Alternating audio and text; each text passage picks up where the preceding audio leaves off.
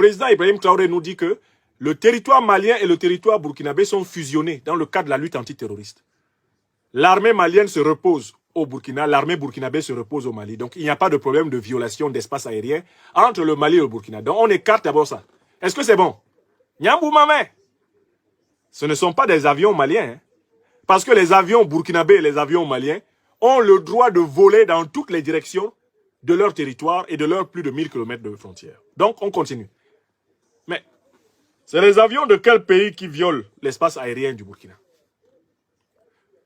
Il nous donne un indice, ce sont les partenaires de nos voisins. Ce sont les alliés de nos voisins. Mais qui sont ces voisins qui ont des alliés? Bon, on analyse rapidement. Les voisins qui ont des alliés, c'est le Niger, qui est allié à la France, à l'Union européenne et à l'OTAN. C'est la Côte d'Ivoire qui est alliée à la France, à l'Union européenne, à l'OTAN, n'est-ce pas? Dans une certaine mesure, le Bénin qui est allié à la France, allié dans une certaine mesure à l'Union européenne et à l'OTAN. Dans une certaine mesure aussi, le Togo.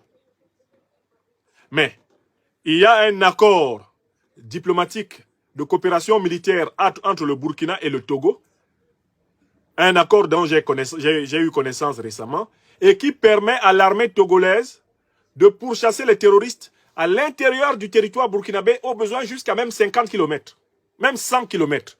Le Burkina a autorisé l'armée togolaise à pourchasser les terroristes dans son territoire.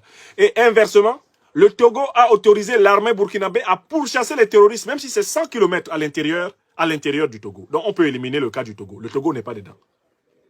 Le Togo ne fait pas voler d'aéronefs sans l'autorisation du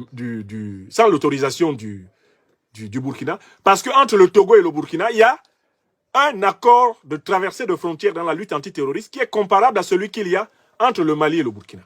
Je vous donne les informations. Donc maintenant, il reste qui? C'est le Niger, c'est la Côte d'Ivoire. C'est à partir du Niger et de la Côte d'Ivoire qu'on viole l'espace aérien burkinabé. Ça ne vous rappelle pas quelque chose? À partir de quel territoire on violait l'espace aérien du Mali?